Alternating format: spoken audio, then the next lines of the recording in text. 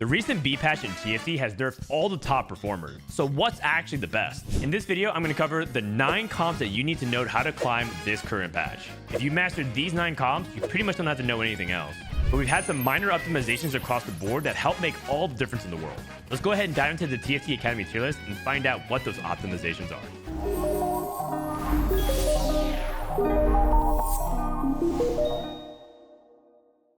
The number one composition that people are going to be looking out for in every lobby is Scholar Ahri. This is a composition that caps really high. It's flexible with the hero augments that you can hit, like Witchy Wallop and High Horsepower, which we actually cover in our S tier as well. And it scales really well into late game because right now what defines most endgame boards is Arcana. Taking a look at our builder, this is usually the standard board that you play, but now that Ahri's damage has been nerfed, you just have to make sure you're positioning better across the board.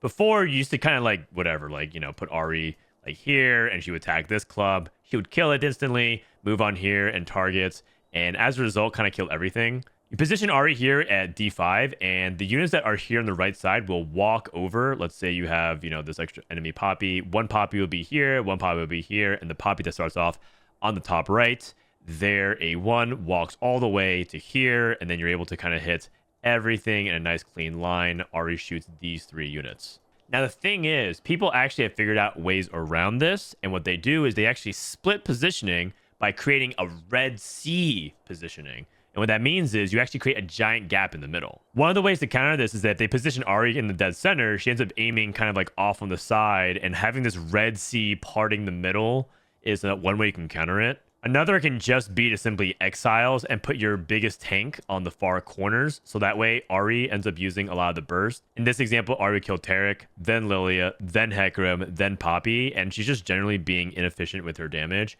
as opposed to like AoEing down a bunch of melee units. Also, at higher levels, people are also playing things like target dummies and clicking those charms more often, and positioning in ways that Ahri uses all of her burst up front on target dummies. If you have Frosty Frontline, you can slow it down a little bit by putting the Eternal Winter in front of her. So there's a lot of different things that keep Ahri in check. That being said, we're talking about how to play Ahri. You really need a good start for her, so make sure you start off with strong econ or augments that either give you a bunch of items. Spellblades is still the best augment you can start off with. Upgrade Adventure is extremely good. Learning spell to scale the AP is really powerful. One thing to shout out is Arcana Crown. It gives you an adaptive helm and an Ahri, so that's actually a green light to start your composition this way as well. Other augments that we haven't talked about are things like Buried Treasures. I actually really like Radiant Relics for this composition as well, because you get a really powerful Radiant item either for your front or back line, so on and so forth. The other variation that you would play with this composition are Witchy Wallop and High Horsepower, and that's what kind of makes this composition really good, is that there's many different angles that you can start and play into it. Double Adaptive in Deathcap is best because the Adaptive allows her to charge up the mana, and she banks it that way and ends up being much more effective than Shojin and Nashor's. But in the very rare scenario where you're like not able to get a single cloak or anything like that, you can go for like the usual blue buff Nashor Shojin stuff. It's just much worse. Also worth noting, if you get a Radiant Adaptive Helm, a Jockshow, you actually don't need a second one. So you can actually make this third item a more damage item like Jewel Gauntlet or just more AP. Composition number 2 is Kog'Maw. This composition is now back in the meta after the B patch, and it's largely just due to addition through subtraction. Everything else got a little bit weaker, and as a result, even though Kog'Maw got nerfed in the patch before this one, it just ended up being the case that Kog'Maw was that good, and we were optimizing around Kog'Maw as well. Like, for example, we figured out that Tristana really wants like Rageblade and Giant Slayer, and if you're prioritizing items on Tristana, can often make up that DPS that you might be lacking through Kog'Maw. The other is that we figured out that Rumble is the better tank, and that also just kind of adds up in DPS. Like, Nunu doesn't really do a lot unless you're playing Sweet Tooth Nunu. And Sweet Tooth Nunu is a much weaker version of Kog'Maw, but you still can play it. It kind of struggles with the same problems as some of the other hero augments. Like, you want to itemize Nunu, but then you're not putting items on Kog'Maw in your backline. And so you kind of have a little bit of friction there. But in this case, if you're just playing Kog'Maw Tristana straight up, just a lot of powerful attack speed augments or reroll augments or anything that just gives you a ton of tankiness is good. Too healthy is good. Too tanky is good.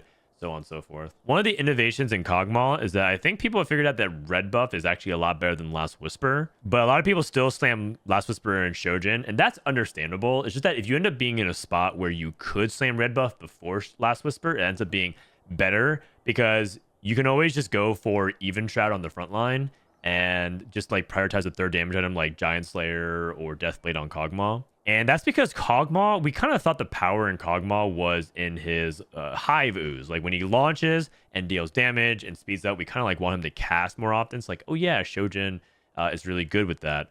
But it turns out that Kog'Maw's auto attack is also really powerful as well. And red buff gives him everything you want, which is the extra anti-heal, which he hits a bunch of units, and he ended attacking a lot. So TLDR, if you just want to skip the yapping, red buff on Kog'Maw is the first bow item you preferably would make if you get a choice.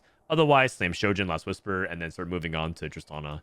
The really tricky thing is that you kind of want 4 bows for this composition. The other hero augment that you would want to consider playing this is Zap Attack, and I think Zap Attack is much better because Blitzcrank serves as like a solo tank, and you don't actually have to prioritize any other tank items.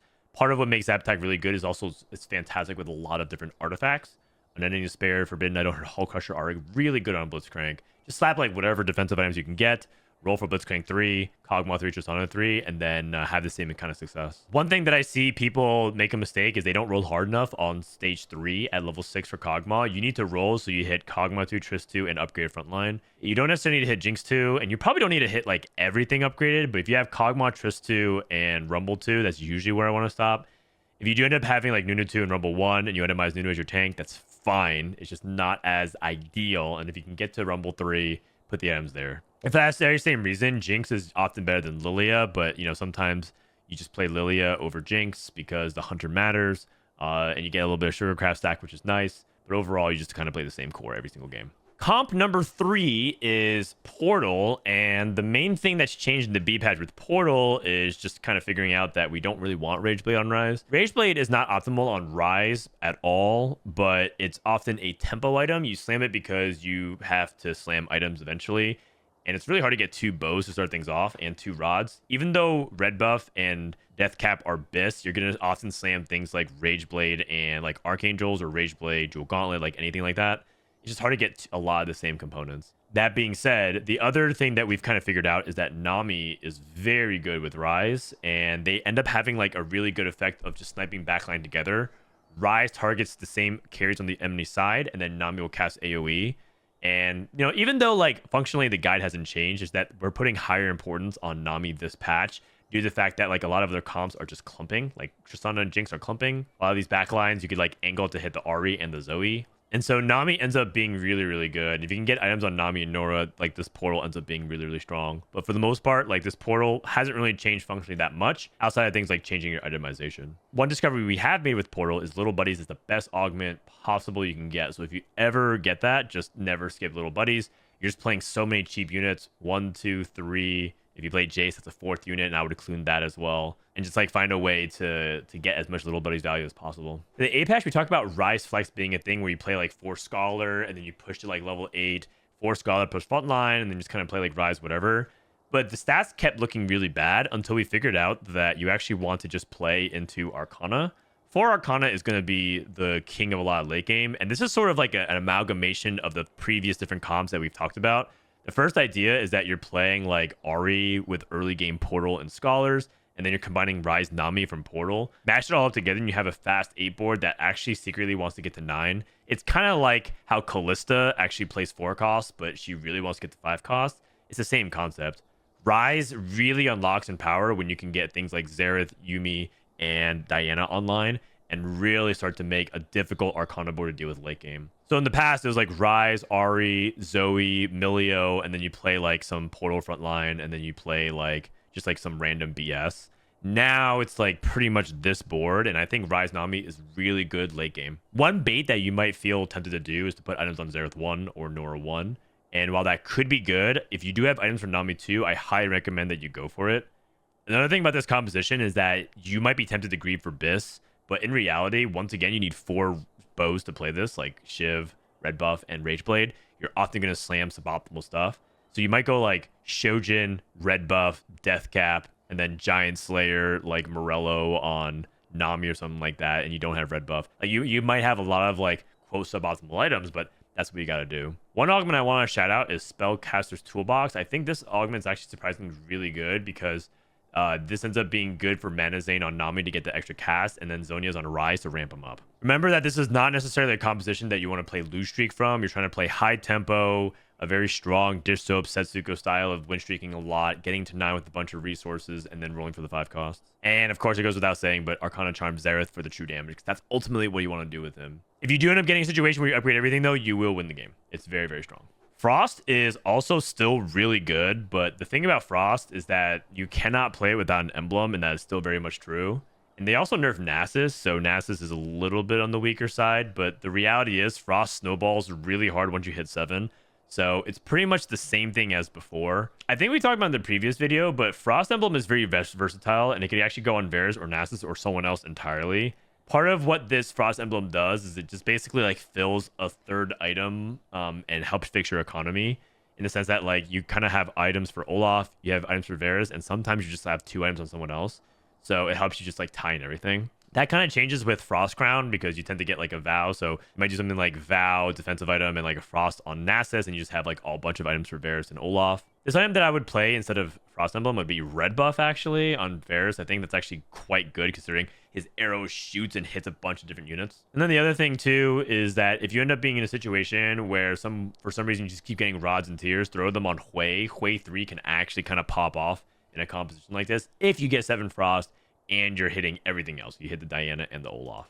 In this case, you'd probably dual carry like Hui Olaf as opposed to Varus, but I mean, there's other things you can do. And on top of that, another thing we discovered as level 9, you can actually cap higher than this by putting Frost on other units. So one example could be Briar, where you get like Frost Briar and you kind of sub out Varus, and you're playing like Briar with a bunch of 80 items. You have like Briar Olaf. Another could be playing around Smolder, and instead of Varus, you just play Smolder 2 with Rageblade and Frost. Those are more niche things, but it's just one of those things that we've discovered on the B patch, so just figured to throw that out there. You can cap a lot higher, but just add some 5 costs in.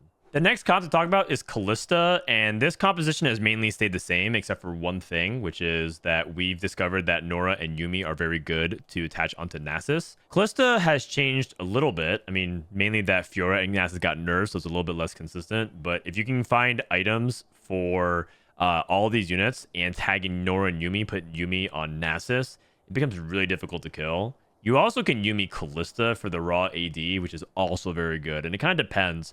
Like if you have a situation where Nasus is kind of like the main focus of the tank and the rest of your front line is weak, you can kind of put Yuumi on that. But let's say you're in a situation where you're just not killing things fast enough because you don't have combat augments. Maybe you took a lot of econ like Raining Gold and, you know, some other econ and item stuff. You don't have combat, you can put Yuumi on Kalista. But the premise of this comp is that the highest cap AD comp in the game. So if you have Last Whisper and Rageblade and you kind of just need to figure out like what to do with the rest of your composition, this is the way you win out.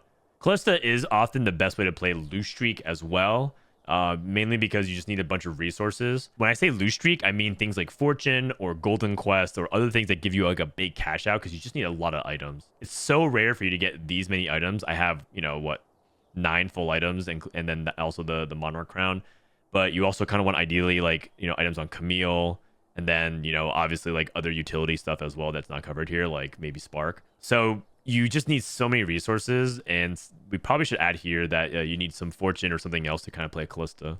What doesn't kill you? Little buddies, you know, support golems, shimmer scale lessons, like all that kind of stuff is just really good. Generates a bunch of resources, generates a ton of tempo, and that's just the way you win the game. Kalista 1 can be stable, but you often need to just 2-star your front line in order to do that. And I also played many games where I actually just miss Fiora entirely, and I keep rolling. I hit like Camille 2 or hit Briar instead. You definitely like put these items on them instead of Fiora. Fiora is weaker now, so you don't necessarily need to put items onto her, especially if she's not upgraded. Another comp we want to talk about is Wukong Jinx, and this might look kind of like you're playing a Kog'Maw composition, but you put the emphasis on Jinx instead. Jinx is really thriving off of attack speed, so her BIS on paper is Rageblade, Red Buff, and Runes, but that's a lot of bows. If you can get like a double Rageblade, Rune's Hurricane, that's also really good. It is worth noting that apparently Jinx is bugged with the current amount of true damage that scales off her ability. What this means is Jinx is supposed to gain like bonus true damage every time she casts, but that doesn't actually work. She's still really, really good though, despite that fact. If you can get her to 3-star with Wukong, you end up clearing. Wukong is not a unit without stone plate. Please remember that. So 2 stone plates is BIS on Wukong, and then the third would be Mogul's Mail. But you're not going to get that often. So maybe a third Stone Plate or a Bloodthirster or just something else that just makes sense defensively. This composition rolls on 7, and it's actually flexible with 2 cores. You can play this Preserver, and the Preserver is mainly here to keep Wukong alive because Preservers synergize really well with Wukong's tankiness. But if you don't have Preservers, you can play 4 Hunter and Frost. You simply cut Rakan and Morgana, and you play instead Olaf and Twitch. And you can also cut Zilean and play Diana. If you do end up playing that version, it's usually because that's like a cheaper version than playing Rakan and Morgana. And also, you just have like an excess amount of 80 items, or you're playing things like Hunting Frenzy for the hunters. If you do end up hitting Spin to Win, it's really good for any Wukong comp. And we're going to talk about that as well for the Karma Preservers comp. But Spin to Win is super, super good. But it's just that you can't ever plan around it because you only get offered at 3-2. So it's one of those things where, like, if you happen to be playing and leaning into Wukong, it's good. Or if you have like Stone Plates, you're ready to pivot into it, but it's kind of rare. So if I were to talk about True Abyss, I would actually go double Rageblade on Jinx and red buff on Kog'Maw. Go 3-star on these units. There you go. Guard looks a lot prettier now. For that very reason, Category 5 is actually really, really good.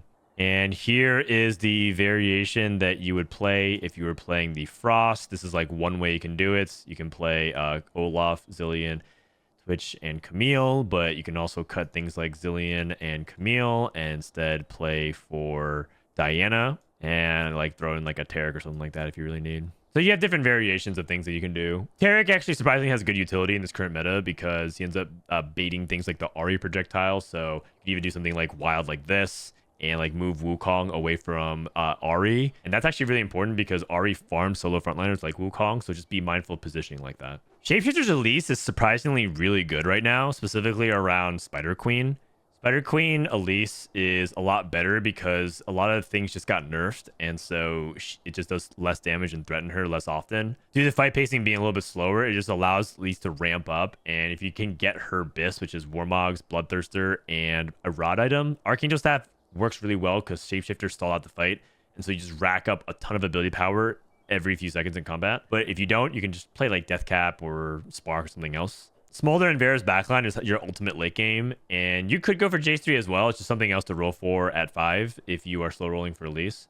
But I would not play this unless you have like a really good opener and you're holding early Elises with like a belt or some kind of Bloodthirster component. I think a lot of people play this and they end up being delayed on Elise. If you miss on Elise and you don't have like good items for her, this is going to look pitifully bad. It like farms top 2s and top 3s very, very easily if you are ahead. Shapeshifter emblem looks bad in the stats, but it does surprisingly well if you can get to 6 Shapeshifter really quickly. And ultimately, 8 Shapeshifter is quite good, but that does mean that you hit Briar.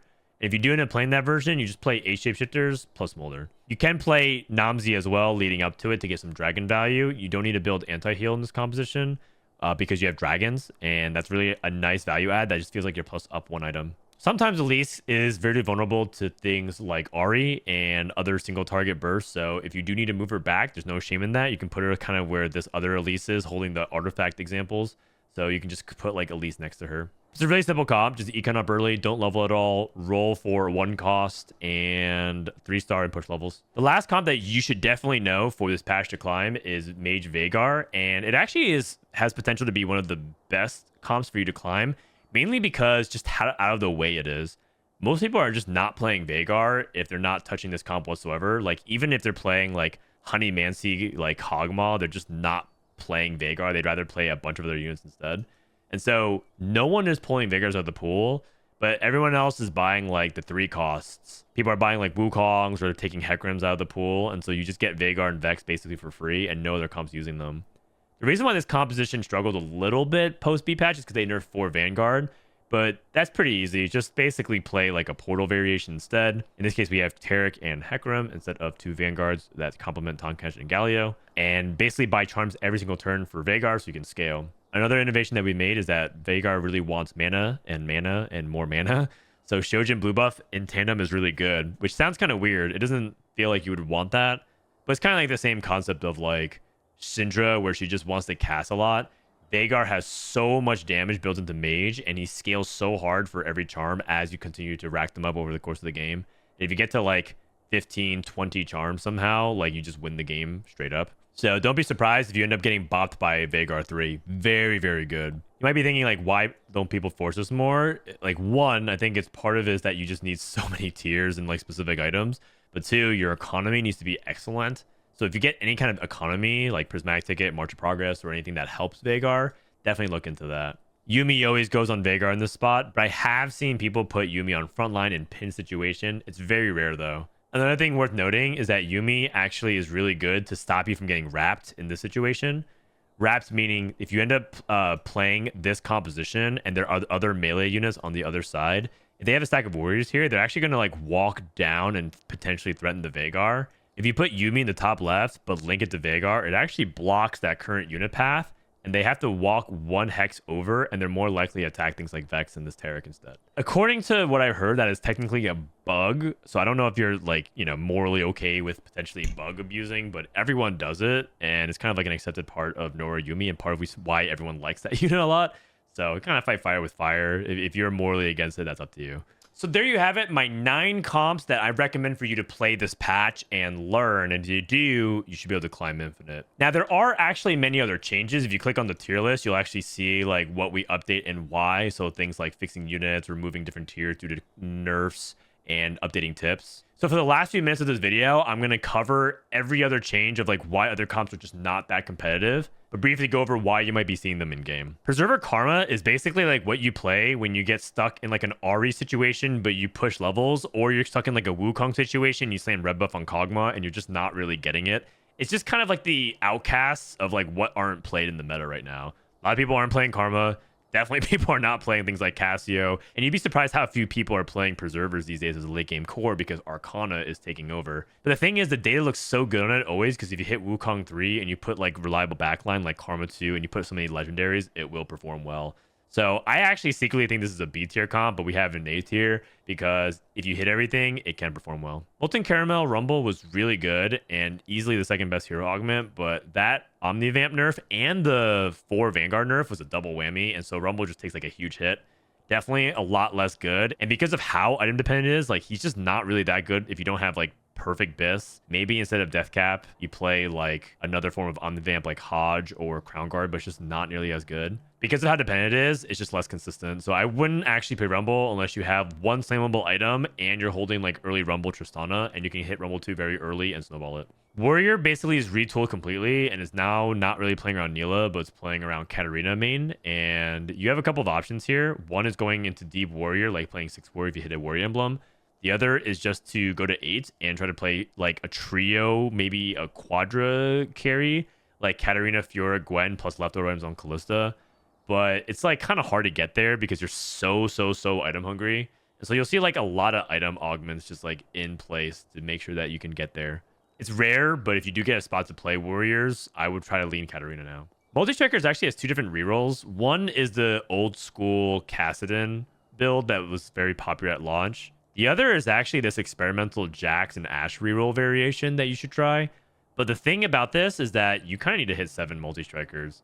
If you are stuck on 5 multi-striker and you like splash in Chrono and you splash in Arcana, you don't do anything. You just die. And so for both of these builds, try to get to 7 multi-striker ASAP because it is paramount for success. Otherwise, you're probably bot 4. Pyro builds are just way too conditional. Both Pyro Neela and Pyro Kalista / Pyro Smolder is very dependent on hitting specific things.